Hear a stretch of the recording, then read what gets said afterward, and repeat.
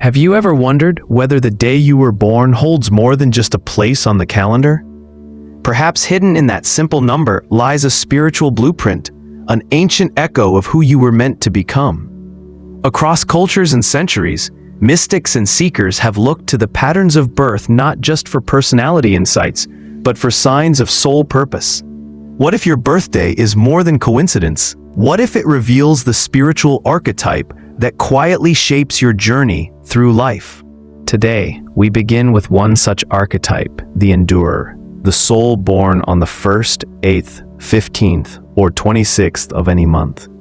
These are not just dates, they are thresholds into a powerful spiritual identity. The endurer is forged in the crucible of adversity, marked by a quiet strength that does not shout, but perseveres. These individuals are the anchors when storms rage. You'll often find them in the background, holding everything together when the world threatens to fall apart. Their path is not defined by ease, but by transformation. Challenge is their teacher. Hardship is not something they fear. It is the medium through which they evolve. Like ancient warriors who fought invisible battles, their victories are often inward, silent, and unseen. They have walked through fires most would avoid, and each scar they carry is a symbol of spiritual alchemy, the turning of pain into power. This archetype walks a deeply reflective path. They are not impulsive seekers of enlightenment, but steady climbers of the inner mountain. They question, they pause, they ask not just what happened, but what am I being shown? Life for them is a sacred curriculum. Every heartbreak, every betrayal, every obstacle becomes a mirror, reflecting back a lesson waiting to be understood. But the endurer does not endure alone. They radiate a grounded presence that uplifts others without needing to speak. In moments of despair, they offer more than comfort. They offer living proof that it's possible to survive the storm and rise wiser. Their resilience is contagious. They don't preach, they embody. They don't lecture, they reflect. And those around them are changed simply by witnessing their strength. To walk the path of the endurer is to carry quiet faith that no matter how dark the night, there is meaning in the struggle, that the soul is not broken by pressure, but shaped by it, and that through steadfast presence, a single human being can become a lighthouse for others adrift in the fog. If you were born on the 2nd, 6th, 16th, or 23rd of any month, you may carry within you the energy of the empathic soul.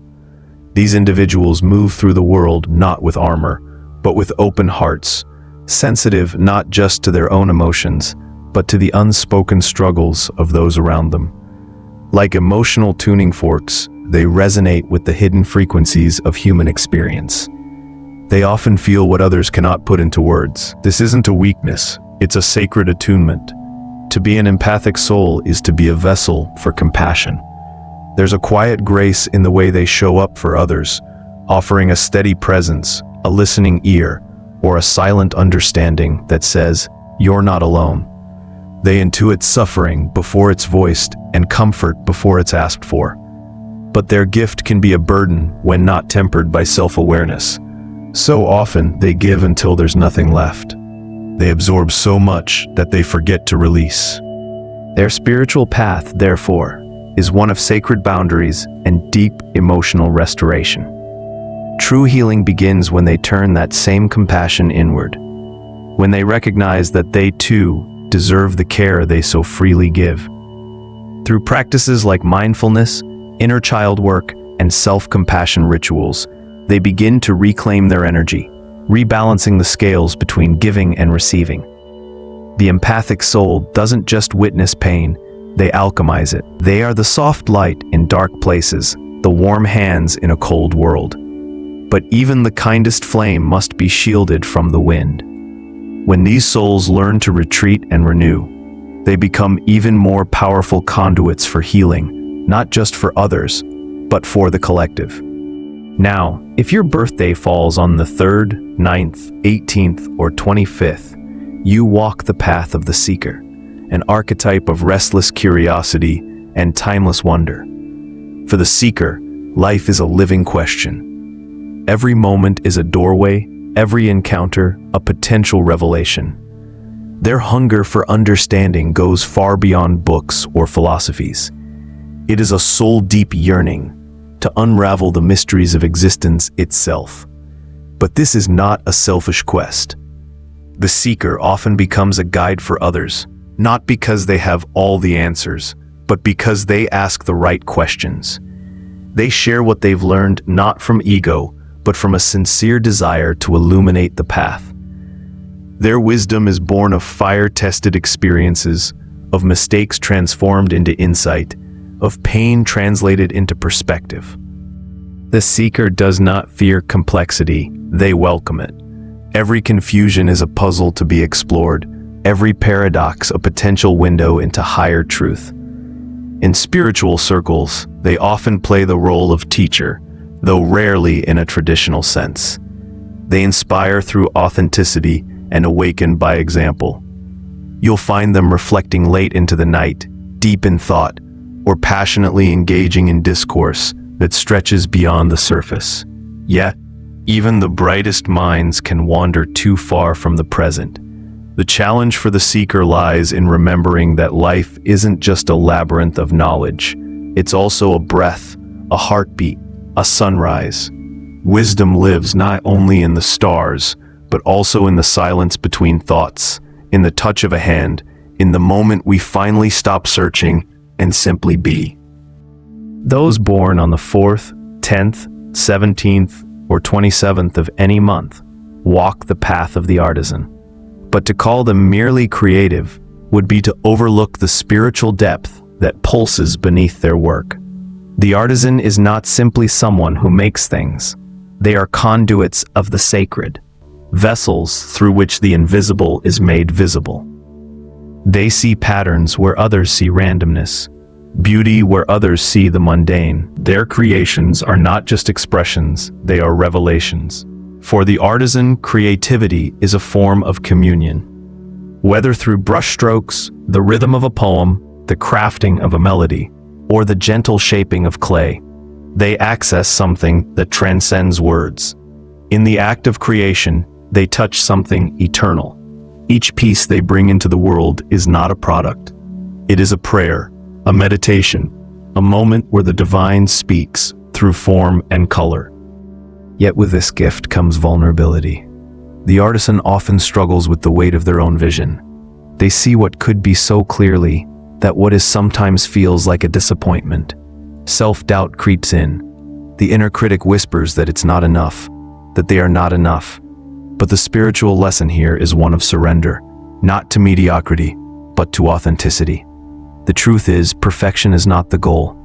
Presence is. When artisans remember that the process itself is sacred, that the act of showing up to create is already an offering, they free themselves from the chains of judgment. In doing so, they invite others to do the same. Their courage to create despite uncertainty lights a path for all of us to follow. They remind us that life is not just to be understood, but to be shaped, to be colored in, to be felt. Now, if your birth falls on the 5th, 7th, 19th, or 28th, you may find your spiritual identity in the archetype of the mystic. These are the quiet wanderers of the soul, those drawn to what lies beyond the veil of appearances. Their lives are often defined not by external adventure, but by profound inner voyages.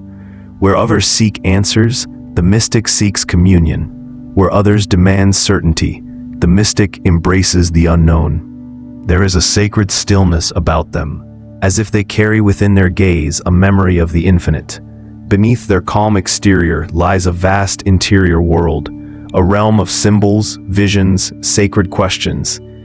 They are the ones who contemplate the stars not just with wonder, but with recognition, as if some part of them remembers having come from there. Their path is marked by deep reflection, by spiritual practices that thin the barrier between body and spirit. Mystics are not afraid of mystery. In fact, they live in it. They understand that life is not a puzzle to be solved, but a riddle to be honored. The sacred is not something to grasp, but to encounter. Their wisdom doesn't arrive with thunder. It seeps in like moonlight on still water. In their presence, others feel invited into deeper awareness, not because they preach, but because they embody. Yet, the path of the mystic is not without shadow. There are nights of questioning, so deep they border on despair. Moments where isolation bites, where the hunger for connection becomes almost unbearable. But even in this darkness, the mystic senses a purpose. They know that to be alone is not always to be abandoned.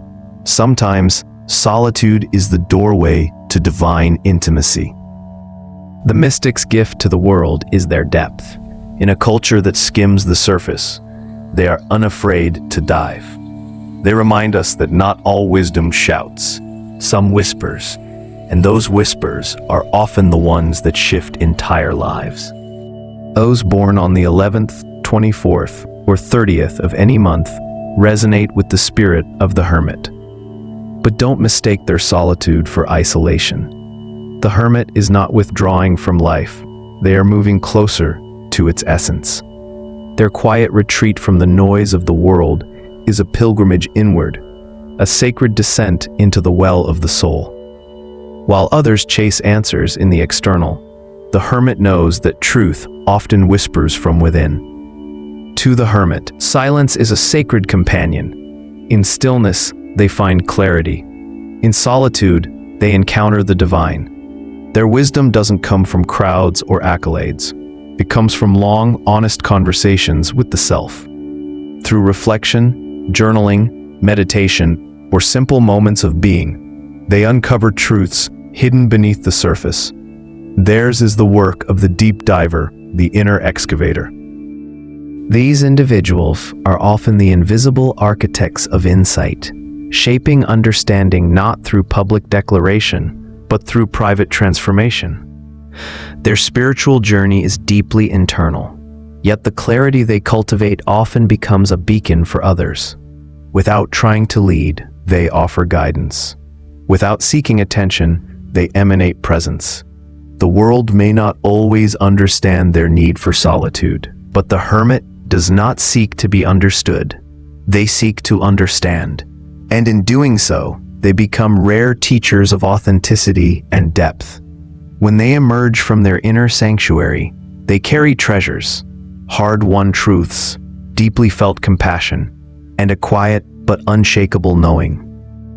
Then there are those born on the 12th, 13th, 21st, or 29th. These souls embody the guide. Their presence feels like a lantern held aloft in the dark. Calm, capable, and deeply intuitive, the guide is someone others naturally turn to when life becomes uncertain. But their wisdom is not authoritarian. They don't demand to be followed. They invite reflection, illuminate options, and hold space for growth. The guide has walked many paths, made many mistakes, and turned those lessons into light. Their strength lies not in certainty, but in their capacity to be present amid confusion. In times of change, they are stabilizing. In moments of loss, they offer reassurance. They mentor not from a pedestal, but from lived experience. What makes the guide truly powerful is their humility. They understand that true wisdom is reciprocal, that even as they teach, they are always learning. They honor the journeys of others with respect and curiosity. Their ability to adapt, to listen, and to uplift makes them bridges between generations, cultures, and hearts. In the spiritual landscape, the guide serves as a gentle compass, not one who gives directions, but one who reminds us we already know the way. They are stewards of clarity, facilitators of insight, and gentle mirrors reflecting the potential we often forget we have. And finally, we come to the rebels, those born on the 14th, 20th, 22nd, or 31st. These are not rebels for rebellion's sake. They are revolutionaries of consciousness, architects of new paradigms. They were not made to fit into the mold. They were born to break it. The rebel questions what others accept, not out of arrogance, but because they can see the cracks beneath the surface.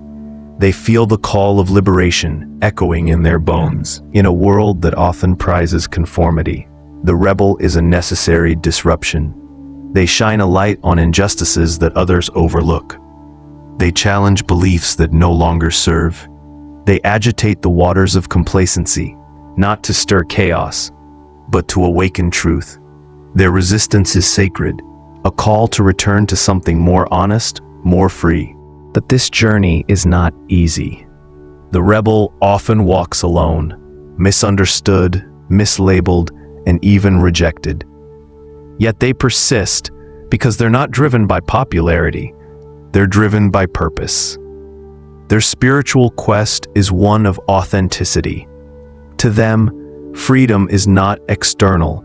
It is the radical act of living in alignment with one's soul. These individuals are catalysts. They provoke not because they enjoy conflict, but because they are unwilling to settle for illusions.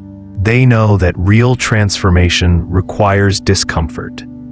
Their courage to defy is not an egoic stance, but a spiritual one. In shedding the roles imposed upon them, they show us how to reclaim our own. If you're still watching, I want to thank you, truly, for your attention and presence.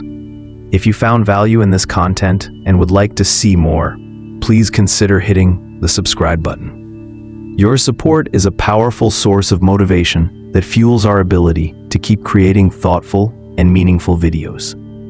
Feel free to share your thoughts or personal experiences in the comments below. I always love hearing your reflections and stories. Until next time, take care of yourself and stay tuned for more soulful, thought-provoking content to come.